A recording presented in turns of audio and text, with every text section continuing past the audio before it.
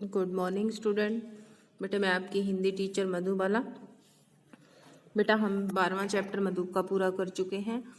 आज हम चैप्टर 13 मधुप का ही बेटा स्टार्ट करेंगे, जिसका नाम है कबीर की वाणी। कबीर की वाणी। तो बेटा इसमें इसके रचनाकार कबीर ही हैं। कबीर की वाणी है तो कबीर के दोहे हैं बेटा ये। इसमें कवि हमें अच्छी आदतों के बारे में बता रहे हैं। ठीक है बेटा, चलिए हम स्टार्ट करते हैं।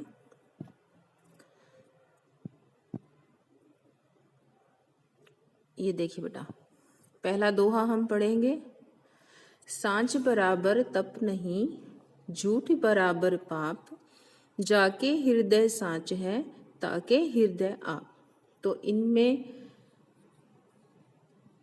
इस दोहे के माध्यम से कबीर जी हमें बताना चाह रहे हैं कि सांच बराबर तप नहीं। कि सांच का अर्थ क्या है बेटा? सच। कि सच के बराबर कोई तप नहीं। तप होता है तपस्या। कि सच बोलने के बराबर कोई भी तपस्या नहीं है, मतलब इससे बड़ा कोई भी काम नहीं है। झूठ बराबर पाप, और झूठ बोलने से बड़ा पाप कोई नहीं है, मतलब झूठ बोलना सबसे बड़ा पाप है। जाके हृदय साच है, ताके हृदय आप। तो इसमें कबीर जी इस पंक्ति में क्या कह रहे हैं? जाके हृदय सांच है। सांच होता है बेटा सच, हृदय होता है मन। कि जिसके हृदय में सत्य है, जाके हृदय आप मतलब भगवान। यहाँ पर कबीर जी ने आप किसके लिए प्रयोग किया है? भगवान के लिए। ताके हृदय होता है हृदय में, मन में, तो उसके मन में भगवान का निवास होता है। कबीर जी क्या कहना चाहते हैं कि सच के बराबर कोई भी तपस्या नहीं, और झूठ के बराबर कोई पाप नहीं है। मतलब हम कितना भी पुण्य कर ले, लेकिन अगर हम कितने भी अच्छे काम कर ले, लेकिन अगर हम झूठ बोलते हैं तो उससे क्या होगा बेटा? उससे बड़ा हमारा कोई पाप नहीं होगा। और कबीर जी क्या कह रहे हैं कि जिसके मन में सत्य है, अर्थात जो हमेशा सच बोलता है, उसके हृदय में भगवान का निवास होता है। अब बेटा दूसरा हम पढ़ेंगे दोहा। बुरा जो देखन में चला, बुरा न मिलया कोय, जो मन खोजा आपना, मुझसे बुरा न कोय। तो इस दोहे के माध्यम से कबीर जी क्या कह रहे हैं कि बुरा जो देखन में चला, कि मैं इस संसार में बुरे व्यक्तियों को देखने के लिए चला, तो क्या हुआ? बुरा ना मिलिया कोई, कि मुझे कोई भी बुरा नहीं मिला। जो मन खोजा आपना, मुझसे बुरा ना कोई। कबीर जी क्या कह रहे हैं कि जो मन खोजा आपना, मतलब जब मैंने अपने मन में झांक कर देखा तो मुझे उसमें इतनी बुराइयां लगी कि मुझे पूरे संसार में कोई भी बुरा व्यक्ति नहीं लगा। मुझसे बुरा ना कोई, कि मेरे से बुरा तो इस दुनिया में कोई भी नहीं है। तो कबीर जी क्या कहना चाहते हैं कि हमें दूसरों की बुराइयों को नहीं देखना चाहिए, दूसरों के अवगुण को हमें नहीं देखना चाहिए, केवल हमें दूसरों के गुणों को ही देखना चाहिए। बेटा जैसी हमारी दृष्टि होगी वैसी ही हमारे लिए सृष्टि हो जाएगी। मतलब अगर हम दूसरे की बुराइयों को देखना चाहेंगे तो हमें केवल उसकी बुराइयां ही बुराइयां दिखाई देंगी। तो हमें हमेशा क्या करना चाहिए बेटा? दूसरों के गुण और अपने अवगुणों को देखना चाहिए, और हमें अपनी बुराइयों को दूर करने का प्रयास करना चाहिए। उसके बाद है बेटा तीसरा दोहा। धीरे धीरे रे मना, धीरे सब कुछ होए, माली सींचे सो घड़ा, ऋतु आए फल होए। तो इसके माध्यम से कबीरदास जी मन में धैर्य को धारण करने की बात कर रहे हैं कि हे मेरे मन, धीरे धीरे रे मना, धीरे धीरे सब कुछ होए। कबीर जी क्या कह रहे हैं कि मेरे मन, धीरे धीरे ही कार्य होता है। मतलब कोई भी कार्य है वो एकदम से जल्दी में नहीं होता। जो भी काम है वो कैसे होता है? धीरे धीरे ही होता है।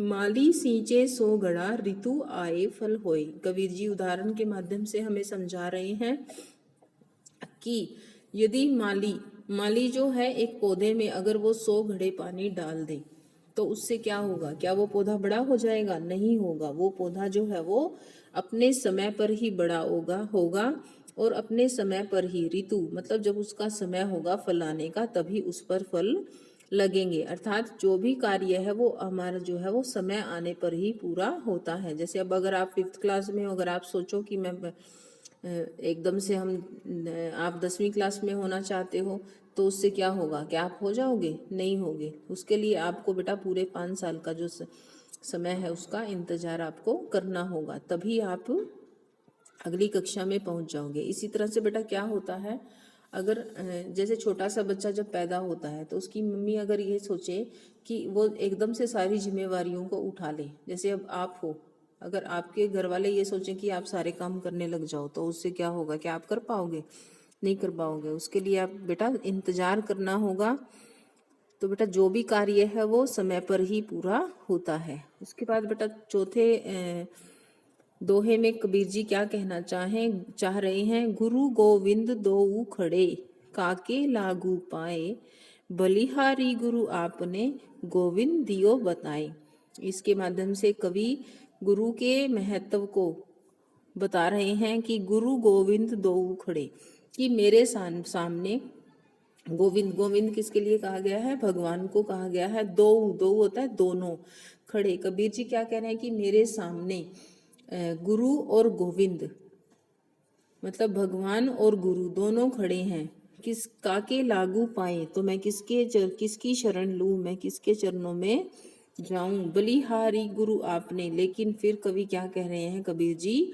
बलिहारी गुरु आपने, कि मैं अपने गुरु पर वारी जाऊं। गोविंद दियो बताए, कि जिन्होंने मुझे गोविंद अर्थात भगवान की प्राप्ति का मुझे रास्ता उन्होंने बताया है। तो यहाँ पर कबीर जी ने गुरु के महत्व को, गुरु के दर्जे को भगवान से भी ऊपर बताया है। क्यों बताया है? क्योंकि गुरु ही हमें ऐसी शिक्षा देते हैं, हमें गुणों का हमारे विकास करते हैं, हमारे बेटा अच्छे विचारों को हमें देते हैं, हमारी जो बुद्धि है उसका वो विकास करते हैं, और हमें गोविंद यानी भगवान से मिलने का हमें वो रास्ता बताते हैं। तो कबीर जी ने इसके माध्यम से हमें गुरु और भगवान दोनों के महत्व के बारे में बताया है। ठीक है बेटा, तो आपको ये अच्छे से पढ़ने हैं। ठीक है बेटा, पहले में जो दोहा है उससे हमें क्या शिक्षा मिलती है? कि हमें हमेशा सत्य बोलना चाहिए। उसके बाद है बेटा दूसरा, बुरा जो देखन मैं चला, बुरा ना मिलिया कोई, जो मन खोजा आपना, मुझसे बुरा ना कोई। तो कबीर जी क्या कहना चाहते हैं इसके माध्यम से? कि हमें अपने आप को सुधारना चाहिए, अपनी बुराइयों को हमें पहले दूर करना चाहिए, दूसरों की बुराइयों को देखने से पहले।